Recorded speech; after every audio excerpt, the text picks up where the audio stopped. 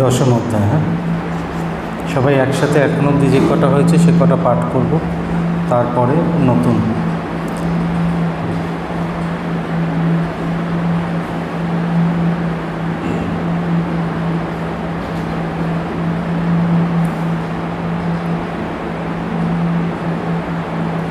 ओम श्री परमात्मने नमः।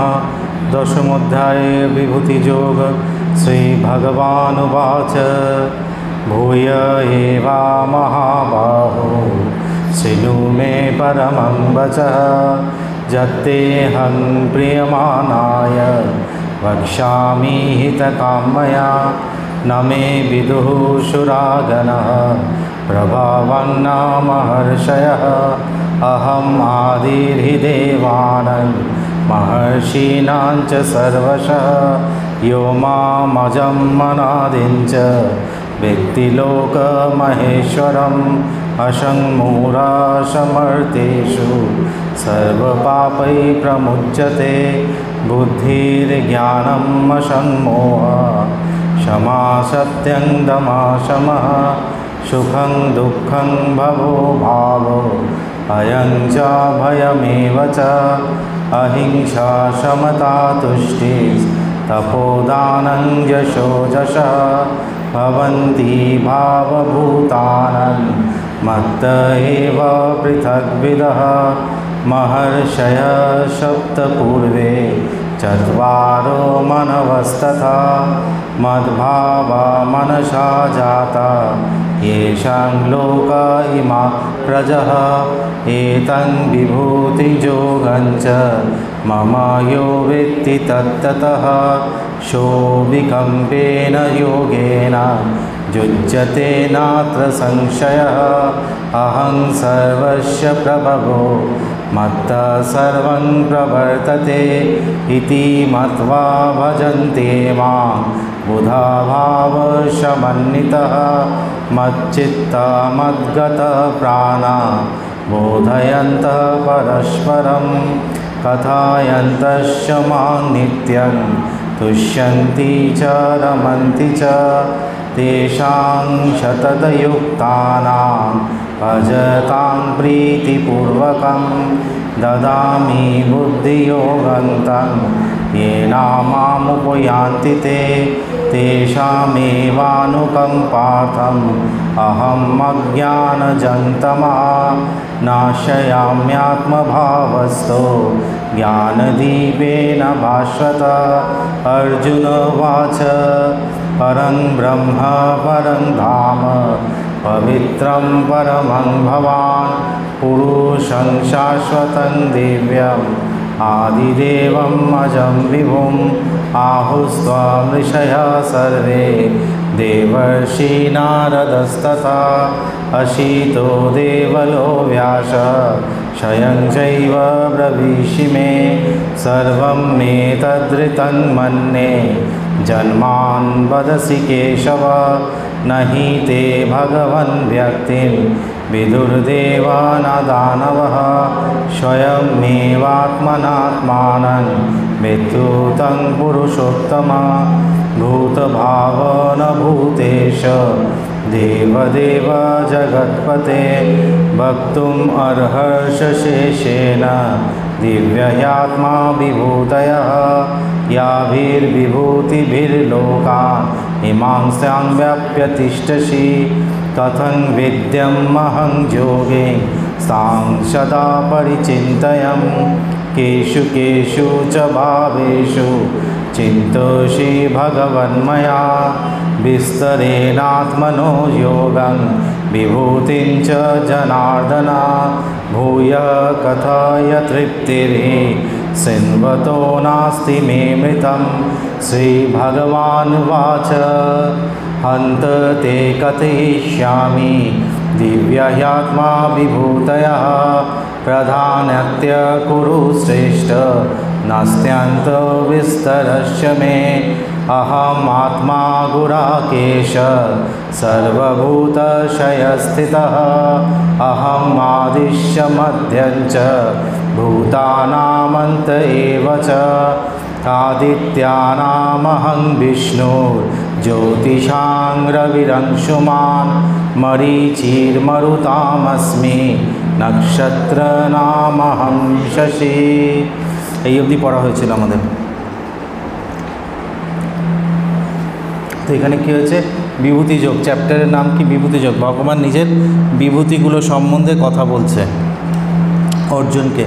তো প্রথমে ভগবান নিজের লোক মহেশ্বরতা দেখেছে, যে সমস্ত লোক, যে চতুর্দশ ভুবন আছে আমাদের, চতুর্দশ ভুবনের ঈশ্বর একজনই, ভগবান নিজেই সেটা বলছেন যে চতুর্দশ ভুবনে তারই আধিপত্য চলে। তার জন্য সেইগুলো আগে বলেছে, বুদ্ধির জ্ঞানাম অসঙ্গ, সব কিছু মানুষের ভেতরে যা যা বিকার আছে সব তার থেকে উৎপন্ন হচ্ছে, এবং সমস্ত লোকও তার থেকেই উৎপন্ন হচ্ছে, সমস্ত লোক তার মধ্যেই আছে এবং তার মধ্যেই বিলীন হয়ে যায়। সেইগুলো বলার পরে অর্জুন তখন বলছে ভগবানকে যে তার পরম রূপ সম্বন্ধে অর্জুন অবগত হতে চায়, যে পরম ব্রহ্ম, পরম ধাম, এইভাবে ভগবানকে সম্বোধন করছে। তখন হচ্ছে কি বোঝা যাচ্ছে যে তার পরম রূপ যে, সেই সম্বন্ধে অর্জুন অবগত হতে চায়। এবং অর্জুন বলছে, আমার কোনো সন্দেহ নেই, সর্বমেতা ধৃতাং মানে, যা যা এখন অবধি বলেছে সেইগুলো আমি সব সত্য বলেই মনে করি। কিন্তু তুমি তোমার, হে যোগী, যে তোমার যোগ বিভূতিগুলো আমাদেরকে দেখাও, যাতে কখনো আমরা তোমাকে বিস্মৃত না হই। যে বারবার আমাদের মন চঞ্চল, তো একটা জিনিসে আমরা মনোনিবেশ করতে পারি না। তার জন্যে বারবার বিভিন্নভাবে যদি আমরা ঈশ্বরকে চিন্তা করতে পারি, প্রথমের দিকে সাধনা সেটা দরকার। যে মন যেহেতু চঞ্চল, একটা জিনিসে বেশিক্ষণ স্থির থাকতে পারে না। তার জন্য এখানে ভগবান নিজের অনেক রকম বিভূতির কথা বলবেন। কিন্তু ভগবান এটাও প্রথমে বলে দিচ্ছে যে আমি প্রধান প্রধান বিভূতির কথাগুলো বলবো। যদি সব আমি বলতে যাই তাহলে শেষই হবে না, কারণ সমস্ত ব্রহ্মাণ্ডই তো ঈশ্বর নিজে, স্বয়ং নিজে। এটা এরকম আওয়াজ আসছে কেন, দূরে করো একটু। সমস্ত ব্রহ্মাণ্ড তো ভগবান নিজেই। তার জন্যে তো সে বলছে প্রধান প্রধান বিভূতিগুলো আমি বলবো, যেখানে যেখানে প্রধান বিভূতি আছে। তো প্রথম বিভূতি কি ভগবানের? প্রথম বিভূতি কি? অহম আত্মা গুড়াকেশ। বলছে গুড়াকেশ কার নাম? আগের দিন বলেছিলাম, যে নিদ্রাকে জয় করেছে, মানে যে তমগুণকে জয় করতে পেরেছে। হ্যাঁ, তো যোগের সাধনার একটা উন্নতির সাইন হচ্ছে নিদ্রা, আলস্য কমে আসে, নিদ্রা, অলস ভাব এরকম কমে আসে। যত তমগুণ শরীরে থাকবে তত বেশি নিদ্রাচ্ছন্ন হয়ে থাকবে। এই যে এখানে সকালের ক্লাসে লোক কম আসে, সন্ধ্যের ক্লাসে বেশি আসে, তমগুণাত্মক, যার জন্য সকালে উঠতে পারে না ঘুম থেকে। তো যত সাধনায় আমাদের সত্যগুণ বৃদ্ধি হচ্ছে নাকি ভোরবেলায় 4টে-5টার সময় ঘুম ভাঙবে, 4টে-4:30-এর মধ্যে। তাই জন্য 4টে-4:30-এর মধ্যে ঘুম ভাঙা মানে হচ্ছে গিয়ে শরীরে সত্যগুণের প্রভাব বেশি আছে। আর তার মানে এই না যে ঘুম হবে না, যতক্ষণ ঘুম হবে ডিপ স্লিপ হবে, and you will feel refreshed. তখন প্রথম বিভূতি কি বলছে? অহম আত্মা গুড়াকেশ। তো এই অর্জুনকে বলছে গুড়াকেশ, মানে যে নিজের ভেতরে তমগুণকে জয় করেছে, যে নিদ্রাকে জয় করতে পেরেছে সাধনার দ্বারা। তো সেরকম মানুষকে এই গভীর তত্ত্বের কথা বলা যায়। হ্যাঁ, রাত একটা গভীরতারও প্রতীক। তো এরকম গভীরতাকে যে জয় করতে পেরেছে তাকেই এরকম গভীর তত্ত্বের কথা বলা যায়। অহম আত্মা গুড়াকেশ, প্রত্যেকটা নাম যেখানে অর্জুন ভগবানকে সম্বোধন করছে সেইগুলোও লক্ষণীয়, এবং ভগবানও অর্জুনকে যেখানে সম্বোধন করছে সেইগুলোও লক্ষণীয়। সেই নামের সাথে এটার যুক্ত যেই তত্ত্বটা বলছে সেটা বলছে সর্বভূতাশয়ে স্থিত, যে সমস্ত ভূতের মধ্যেই আমি স্থিত হয়ে রয়েছি। অহম আদিশ্য, আমার থেকেই উৎপন্ন হচ্ছে সব কিছু উৎপত্তি। আমি আদি, মধ্যাঞ্চ, এই বর্তমান সময়ে আমি। হ্যাঁ, ভূতানাম অন্ত এই বছর, হ্যাঁ, সব কিছু শেষের মধ্যেও আমি। তার মানে হচ্ছে ত্রিকালে আমি বিদ্যমান রয়েছি। তাহলে একমাত্র সত্য বস্তু কি? আত্মা। আর দেহ তিনকালে একরকম থাকে। হ্যাঁ, এই দেহটা একটা কোষ ছিল মাতৃগর্ভে, সেখান থেকে একটা মাংসের পিণ্ড তৈরি হলো, তারপরে বেরিয়ে একটা, এইভাবে নিজেরা বিচার করতে হবে না, জ্ঞান যোগে একটু বিচার করতে হবে বারবার। এই যে আমরা শরীর শরীর শরীর শরীর করে মরছি, এই শরীরকে ভালো রাখা যেটা, এই শরীরটা দেখো নিত্য পরিবর্তনশীল। শরীরটা মাতৃগর্ভে একটা কোষ ছিল প্রথমে, তারপরে একটা মাংসের পিণ্ড, তারপরে এই চোখ নাক মুখ হয়ে একটা শিশু হয়ে ভূমিষ্ঠ হলেন এক সময়, সেখান থেকে একটা আস্তে আস্তে আস্তে আস্তে বৃদ্ধি প্রাপ্ত হয়ে একটা যুবক যুবতী, তারপরে হচ্ছে আস্তে আস্তে আমাদের বয়স হয়ে যাচ্ছে এবং ধীরে ধীরে ধীরে ধীরে বৃদ্ধ বৃদ্ধায় পরিণত হয়ে যাচ্ছে আমরা, তাই না? তো শরীর তিনটে কালে একরকম থাকে না, তাই শরীর হচ্ছে নশ্বর, পরিবর্তনশীল। তাই শরীরটা সত্য না, যে আত্মা সেটাই হচ্ছে সত্য। তারপরে কি বলছে, এই দ্বাদশ আদিত্য আছে আমাদের 33 কোটি দেবদেবী, মানে 33 প্রকার দেবদেবী আছে। তার মধ্যে হচ্ছে গিয়ে দ্বাদশ আদিত্য, একাদশ হচ্ছে গিয়ে আমাদের রুদ্র, আর অষ্ট বসু, আর 2 অশ্বিনী কুমার। এই হলো গিয়ে 33 কোটি দেবদেবী।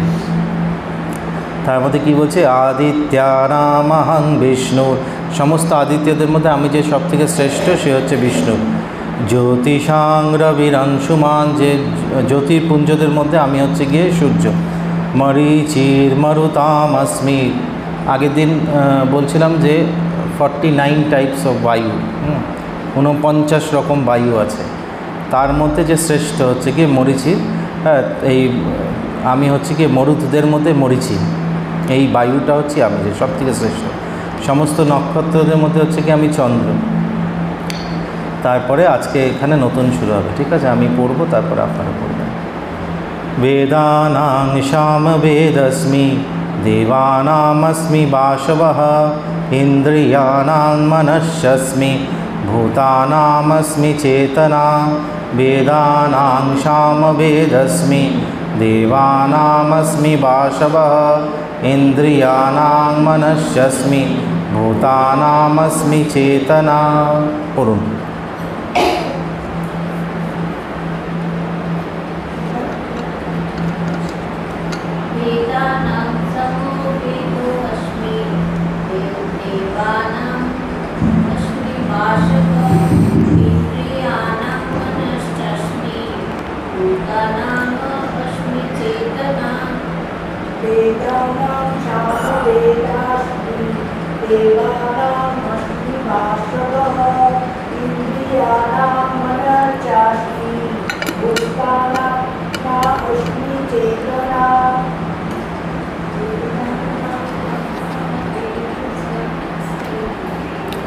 वेदानां सामवेद अस्मि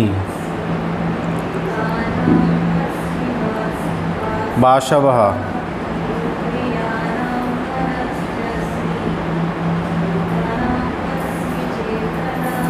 আপনি পড়বেন, পড়ুন। সামবেদানাं সামবেদস্মি अस्मि बाशवः মনস্যস্মি ভূতানাম अस्मि চেতনা। বাহ, খুব সুন্দর হচ্ছে। বেদানাং সামবেদস্মি দেবানাস্মি বাসবঃ ইন্দ্রিয়াণাং মনস্যস্মি ভূতানাস্মি চেতনা। ভূতানাম अस्मि চেতনা।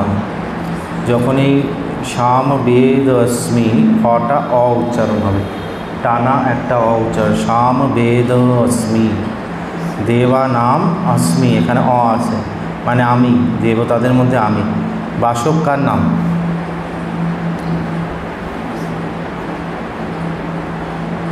আপনি বলবেন না? হ্যাঁ হ্যাঁ, না না, বাসব কোন দেবতার নাম? ইন্দ্রকে বলে বাসব, ইন্দ্রর নাম বাসব। বলছে বেদানাম সামবেদ अस्मि, যে সমস্ত বেদের মধ্যে হচ্ছে আমি সামবেদ। সামবেদের সৌন্দর্য কি? সামবেদের মন্ত্রগুলো হচ্ছে গানের ছন্দ মতো করে লেখা আছে, গানের মতো করে সামবেদের মন্ত্রগুলো, তার জন্য শুনতে সব থেকে মানে মধুর লাগে। তাই বলছে সমস্ত বেদের মধ্যে আমি হচ্ছে কি সামবেদ। সমস্ত দেবতাদের মধ্যে আমি হচ্ছে ইন্দ্র, কারণ হচ্ছে দেবতাদের মধ্যে যে সব থেকে শক্তিশালী, দেবতাদের রাজাকে ইন্দ্র, ইন্দ্রর নাম বাসব। আমরা হচ্ছে হিন্দুদের এই মুশকিল হচ্ছে গিয়ে সান্তা ক্লসের বাবাকে আমরা জানি, কিন্তু নিজের এখানে দেবতাদের মধ্যে রাজাকে তার নাম জানি না। এটা হচ্ছে গিয়ে মূর্খামির চরম পর্যায়ে আমাদের, যার জন্য আজকে হিন্দুদের সব জায়গায় মার খাচ্ছে, সব জায়গায় লজ্জার বিষয়। নিজেদের দেশেই নিজেরা মার খেয়ে শেষ হয়ে যাচ্ছে, যার জন্য নিজের ধর্মকে জানতে হবে। আমি নিজের মাকে চিনি না, নিজের মার নাম জানি না, নিজের বাবার নাম জানি না, পাশের বাড়ির আঙ্কাল আন্টির নাম জানি, এটা তো লজ্জার বিষয়। ইন্দ্রিয়ানাম মনস্যস্মি, আমাদের কটা ইন্দ্রিয় আছে? আমাদের হচ্ছে কি 11খানা ইন্দ্রিয় আছে। 5টা কর্মেন্দ্রিয়, 5টা জ্ঞানেন্দ্রিয়, আর একাদশ ইন্দ্রিয় হচ্ছে মন। মনকে আধার করে বাকি সমস্ত ইন্দ্রিয় কাজ করে। মন যদি সঙ্গ না দেয় কোনো ইন্দ্রিয় কাজ করতে পারে না, কোনো ইন্দ্রিয় কাজ করতে পারে। মন কমান্ড দিলে তখন বাকি ইন্দ্রিয়গুলো কাজ করে। পঞ্চ জ্ঞানেন্দ্রিয় কী হচ্ছে? চক্ষু, কর্ণ, নাসিকা, জিহ্বা, ত্বক, চোখ, কান, নাক, জিভ আর হচ্ছে আমাদের স্কিন। এই দিয়ে হচ্ছে কি জ্ঞানেন্দ্রিয়, মানে আমরা কিছু পারসেপশনস বুঝতে পারি। এইগুলো আমরা বাইরের জিনিসগুলো পারসেপ্টেবল হয়ে যায় আমাদের জন্য, দেখতে পাই, শুনতে পাই, স্পর্শ বুঝতে পারি, স্বাদ পাই, গন্ধ পাই। এইগুলো হচ্ছে গিয়ে জ্ঞানেন্দ্রিয়। আর কর্মেন্দ্রিয় হচ্ছে গিয়ে বাক, পানি, পাদ, উপস্থ পায়ু। কর্মেন্দ্রিয় কী কী আছে? বাক, পানি, পাদ, উপস্থ পায়ু, মানে এই যে আমরা কথা বলছি সেই শক্তি, আমাদের হাত দিয়ে কিছু ধরার শক্তি, এইগুলো পা দিয়ে চলার শক্তি, আর আমাদের এক্সক্রিটরি অর্গান আর রিপ্রোডাক্টিভ অর্গানের শক্তি। তো এই পাঁচটা হলে গিয়ে কর্মেন্দ্রিয়, যার দ্বারা আমরা সমস্ত কর্ম সম্পাদিত করে থাকি। তো পাঁচটা জ্ঞানেন্দ্রিয়, পাঁচটা কর্মেন্দ্রিয়, আর এদেরকে চালায় হচ্ছে গিয়ে একজন, সেটা হচ্ছে মন। হ্যাঁ, তাই মন হচ্ছে গিয়ে একাদশ ইন্দ্রিয়। মন হচ্ছে সমস্ত ইন্দ্রিয় রাজা। মন যেখানে যুক্ত হবে সেই ইন্দ্রিয় কাজ করবে। এখন চোখ খোলা আছে কিন্তু মন দেখতে চাইছে না, মন চাইছে আমি অন্য কিছু চিন্তা করব, কিছুই দেখছে না, সামনে দিয়ে একটা কেউ চলে গেলে দেখবেন না, তাই না? এরকম হয় তো আমাদের প্রত্যেকের সাথে। কান খোলা আছে কিন্তু মন যদি কানের সাথে যুক্ত না, আমি শুনছি না, স্যার যা বলছি বাইরে গিয়ে তখন অন্য জিনিস ভাবছি, সব ভুলে যাব, তাই না? তাই এটা হচ্ছে কি, মন হচ্ছে সবথেকে শক্তিশালী ইন্দ্রিয়। তাই বলছি ইন্দ্রিয়ানাং মনস্যাস্মি ভূতানাম अस्मि চেতনা, যে সমস্ত ভূতের মধ্যে, সমস্ত জীবের মধ্যে আমি চেতনা রূপে রয়েছি। এই চেতনার হচ্ছে গিয়ে প্রকাশ কোথায় হয়? আমাদের বুদ্ধিতে প্রথম প্রকাশ আসে চেতনার প্রথম প্রকাশ আসে আমাদের বুদ্ধিতে। তাই সমস্ত যারা জীব জগতে আছে তাদের মধ্যে কিছু না কিছুভাবে মানে বুদ্ধি কাজ করে, কিছু না কিছু, কম হোক বেশি হোক।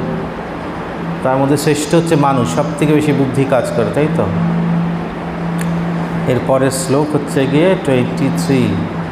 রুদ্রানাং শঙ্করস্যস্মি বিত্তেষো যক্ষ রক্ষসাম বসূনাং পাবকস্যস্মি মেরু শিখরিনামহম।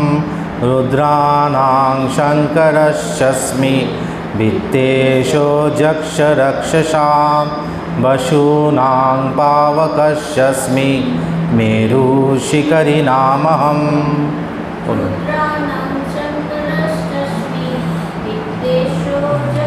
রক্ষসাম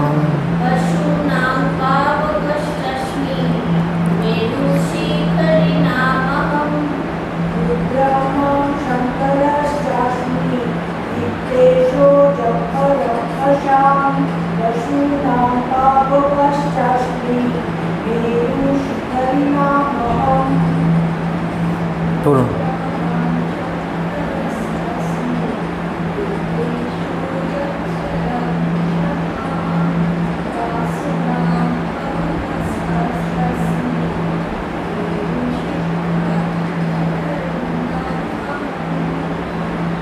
সৌরভ।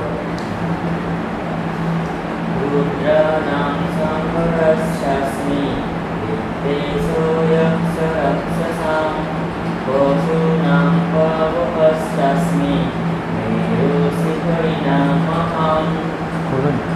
রুদ্রানাং শঙ্করস্যাস্মি বিত্তেষো রক্ষসাম বসূনাং পাবকস্যস্মি মেরু শিখরিনামহম।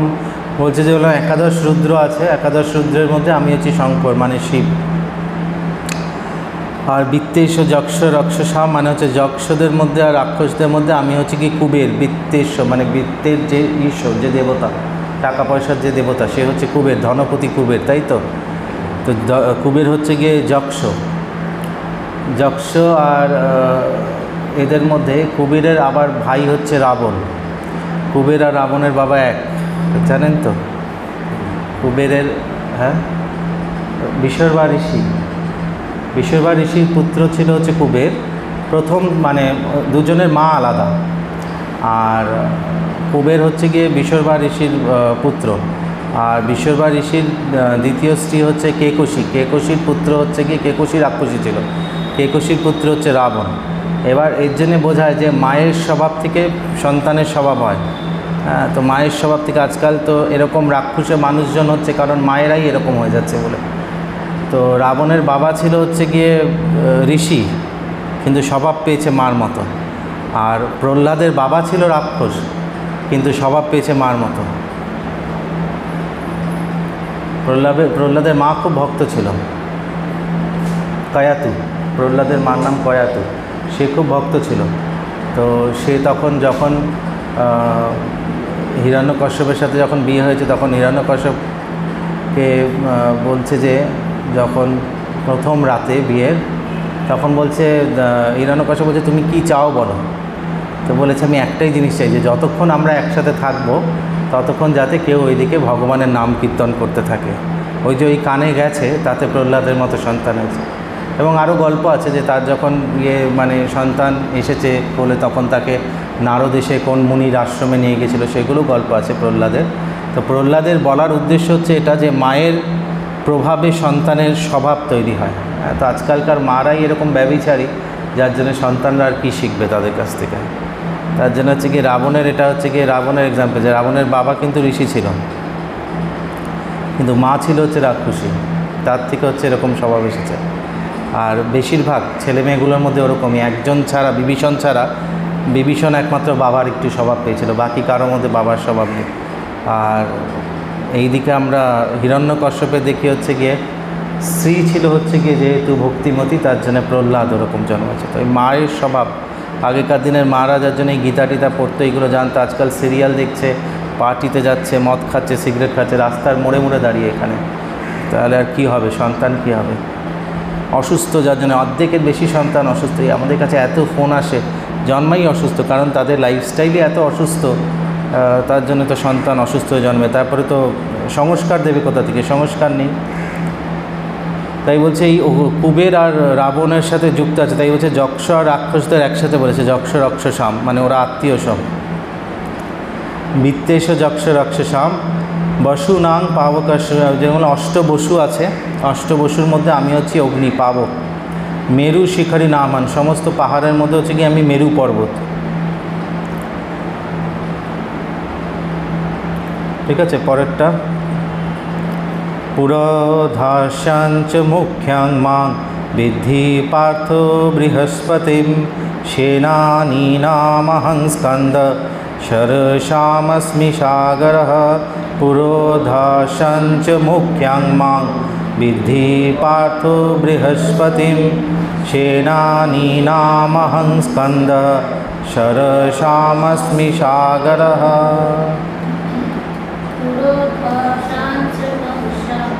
মুখ্যাং মাং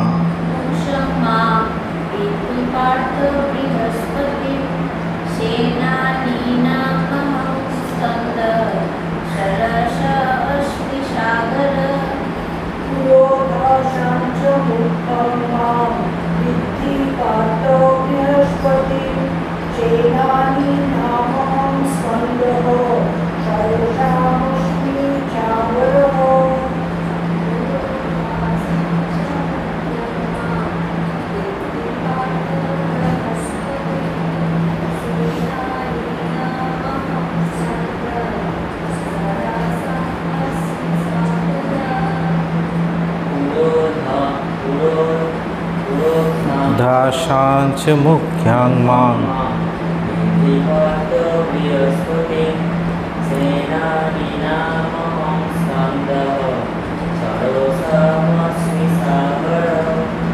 পুরোধাস্যাঞ্চ মুখ্যাং মাং বিদ্ধি পার্থ বৃহস্পতিম সেনানীনামহং স্কন্দ শরশামস্মি সাগরঃ। সাগর, যখনই বিসর্গ থাকবে এটা হ উচ্চারণ হবে লাস্টে, স্কন্দ সাগর। হচ্ছে কী হচ্ছে, সমস্ত যারা পুরোহিত তাদের মধ্যে আমি হচ্ছি মুখ্য। কে? বৃহস্পতি।